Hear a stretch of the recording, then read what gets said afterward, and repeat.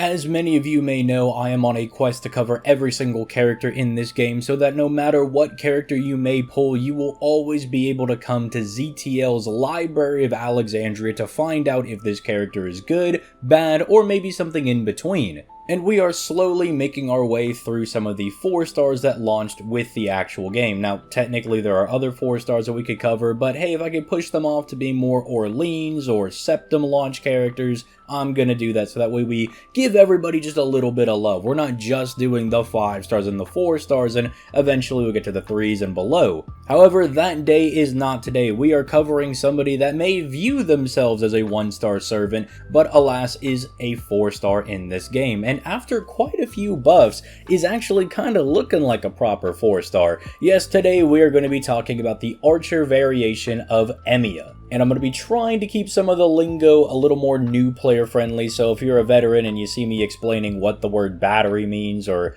saying the full word for CE, craft essence, or NP, noble phantasm, just bear with it a little bit. Not everybody is a brain genius in this game. I remember when I started out and just kind of always brought berserkers and clicked the red card and hoped that was enough until it wasn't. But with that being said, do all the standard YouTube things, like the video, subscribe, comment, click the links in the description 1.5 million times. But with that being said, let's go ahead and start diving into Emiya's kit, starting off with his hits. And say it with me now, lads, he is a year 1 character, which means his hits are not very good. Rocking 2 on the 1 quick card, 3 on the 3 arts cards, 1 on the 1 buster, and 5 on the almighty extra attack. Now I actually can say the line for this one because Emiya is rocking that gold standard of 5 hits on the extra attack, and if you don't know why we're harping on this and why it's a bit, the extra attack is a composite card that gen stars NP and does big boy damage.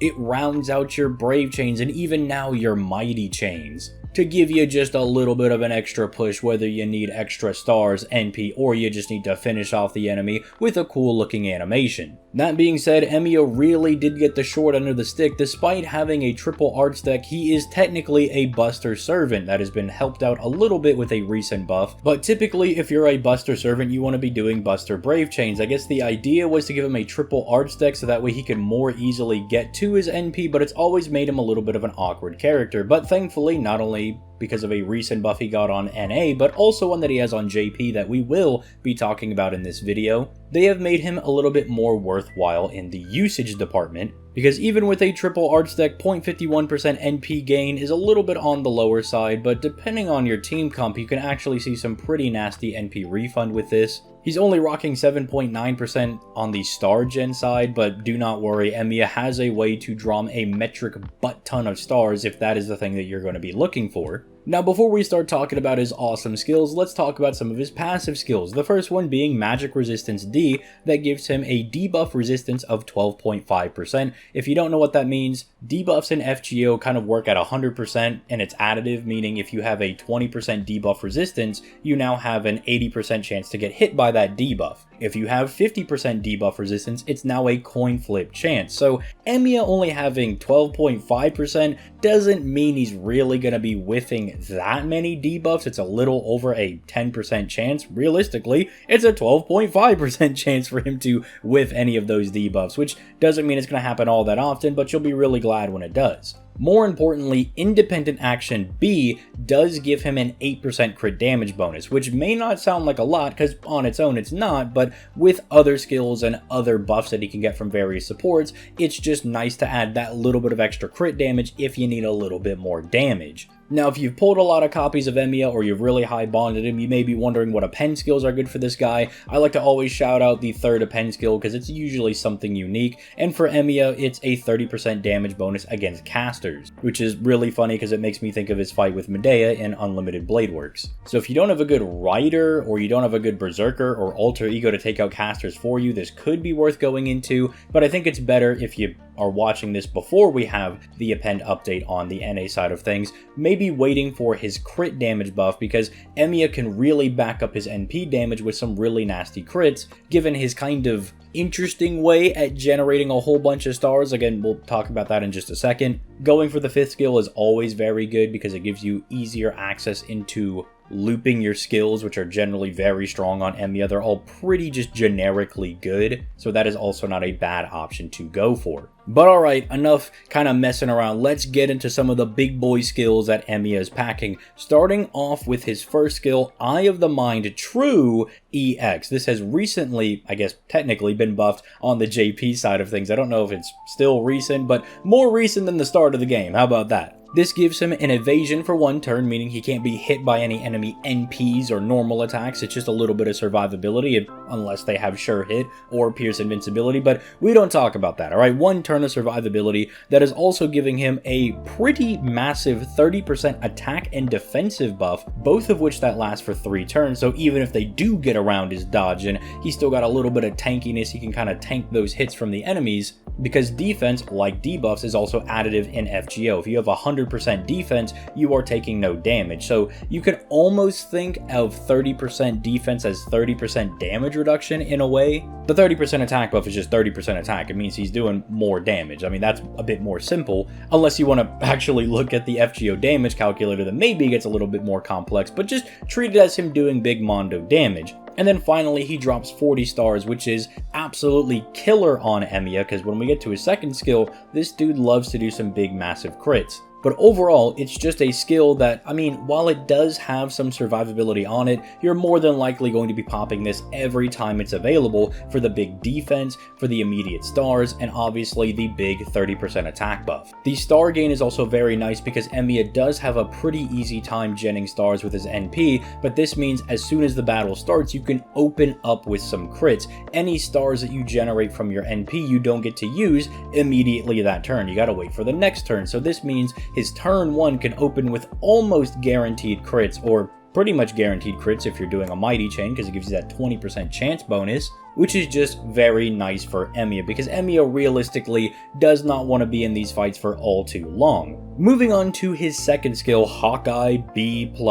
This is giving him a 100% crit star generation buff for 3 turns, and it's also increasing his critical damage by a staggering 100% for 3 turns on a 6-turn cooldown. 100% crit damage, just to kind of put into scope of how insane it is that he just gets that for free on all of his cards, is usually gate kept in some type of way, whether it's only for 1 turn on someone like Merlin or Lady Avalon, or it only applies to specific cards like Caster Scotty's quick crits or Ruler Scotty's buster crits. It's very rare for characters to just get 100% crit damage for 3 turns, because even then some characters might have it, but it's only limited to 1 turn, or they have to stack their NP, like say someone like Canis, a couple of times to get up to that crit damage to where it reaches 100%, but even then, it's only really going to last for a turn. You're only going to hit those metrics of having 100% or 150% crit damage on those characters for a single turn before it starts to drop off again. So it means that Emiya's crits can be insanely impressive. And so even if your Emiya is lower on the NP level, say he's only NP 1 or 2, you can still back up his NP damage, which isn't too bad after the recent skill upgrade, but you can back it up with some very insane crits to make up for any damage that you're losing, because unlike NP levels, there aren't crit star levels, right? Thankfully, at least right now, we don't have something that you have to summon for extra copies to up their crit damage, although technically, you could say append 4, you have to go summon for more copies of the character to get more coins, so then you can unlock it easier, but you can always unlock that one by just getting in the bond farming mines and getting those free coins like a normal person, alright? Get into the Grand Archer raid whenever it drops and just start getting in there, farming it up, and you'll have all the coins you could want and more. Now, I did harp on the crit damage that he's getting, which is really strong, but the crit star generation is also pretty good on Emiya, specifically because of his NP, so I just want you to take a pin in that and remember that he has this whenever we get to his NP, but 100% crit star generation basically says that every single hit you have on your cards is going to gen 1 star, at the bare minimum. Obviously, you know, arts cards will gen a little bit less, quick cards will do a little bit more, and buster cards will kind of be in the middle, but just remember that for when we do get to his noble Phantasm. Finally, there's his third skill, Circuit Connect EX. And would you believe they had to buff this one twice to actually get it right? And now it's actually a pretty good skill, giving himself a 50% quick, arts, and buster buff for 1 turn apiece, and then giving you the ability to swap his NP from being arts or buster. Natively, it's a buster NP, but this lets you swap it over to an arts NP, which is actually a really big deal because of how many hits he has on said Noble Phantasm. Obviously, you're only going to pop this whenever you want to utilize his Noble Phantasm, so just don't be popping this willy-nilly. If you're at 0% NP gauge, don't pop this and waste all the really strong buffs you're going to have, because you're really going to want that arts buff for his arts NP if you swap over to that, or you're going to want the buster for the buster NP if you stay in the buster one. Because his NP is so tied in with his kit, we're actually going to skip forward and we're going to talk about his Noble Phantasm, because it's very important to get the groundwork for this set, so that way things will click as to why his skills are actually a lot better than they might seem. So Emiya, no matter if you make this an arts or buster NP, nothing natively changes about it. It's still going to be a 10-hit AoE NP that deals defense piercing damage against the enemy and also reduces their attack by 10 to 30% for 3 turns, meaning every time you fire the NP, the enemies will be doing less and less damage. Like defense, attack works the same way. If you lower the enemy's attack by 100%, they will do 0 damage to you. Look at somebody like Golden BB as a reference. That's one of her survivability skills. The defense piercing is okay. It's not exactly like you're cracking out Emiya specifically for the defense piercing damage, but it is nice if you are lacking a strong defense ignoring craft essence, or you don't have somebody else that can get around enemy defense and the enemies are rocking like 99% defense or something. There are a couple of fights in this game that do operate on that, and it's just very good to have someone like Emiya for that. It's just a nice little bonus. But none of that is the main thing you're using his Noble Phantasm for. The main sell for Emiya's Noble Phantasm is that it's an AoE NP that hits 10 times. And remember how I brought up that on his second skill, 100% star generation means that every single card is going to at least drop 1 star every time you hit the enemy. So at bare minimum, even with an arts NP, you're going to be guaranteed to drop at least 30 stars, more so if you go for the buster NP. But also, for that arts NP, the fact that it hits so many times means that Emiya is going to get a ridiculous amount of refund anytime he fires this as an arts NP. Unfortunately, it only lasts for 1 turn, but what this allows you to do is swap Emiya to an arts character, fire his NP, and pretty much refund his entire Noble Phantasm gauge just from that arts NP. Because he's got the fat arts buff, because he's hitting everybody 10 times, you can get ridiculous overkill on this, and it's not absurd to say that he can easily get over 100% refund on this NP, which means it'll swap back over to the buster NP and you can fire it again. This does make him a little tricky to use though, because if you want both to be doing really good damage, you might bring different supports, maybe a Castoria and a Koyanskaya to kind of even out his damage, or if the first wave of enemies isn't really all that tough, you can just fire the arts NP to re-loop it and still use your double Koyanskayas to give him the buster buff and everything to make sure he is doing big damage on waves 2 and 3. It sounds like it could be really tricky to use, but once you start experimenting with him a little bit, you kinda get the hang of it. And it does mean that Emiya is quite good, or at least decent, at being a looper if you do need that. Because if you have a way to guarantee that he can fire his NP off rip without any supports, say with a Kaleidoscope if you happen to have that, and going for his append 2 that starts him off with 20% NP gauge, that 20% plus the starting 80% from Kaleidoscope means you can off rip, fire the arts NP, get 100% of it back, fire your buster NP on wave 2, and then really any combination of characters that can give him 100% battery will be able to let him fire his NP a third time going into the third wave, whether that's double Koyanskaya, whether that's a waiver plus a Koyanskaya, that Castoria we mentioned, that maybe you brought her and a friend Koyanskaya.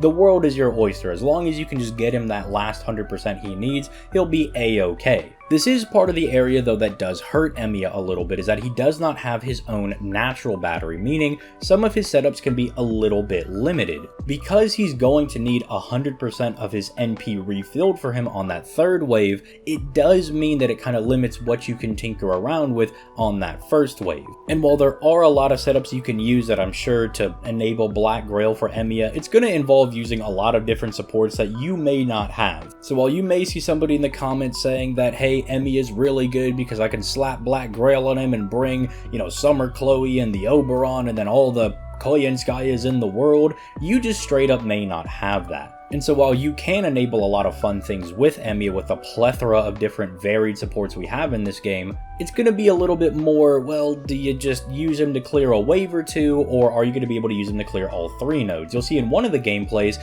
I use a Rosh to clear 1 wave, so that way Emiya can actually utilize Black Grail. Because in that setup, instead of starting him fully with the Kaleidoscope, we use Black Grail, where he's going to need, the Koyenskayas to refund him for wave 2, he'll refund his entire NP, and then he can just immediately fire a second Black Grail boosted NP. There's a lot of tinkering you can do with him.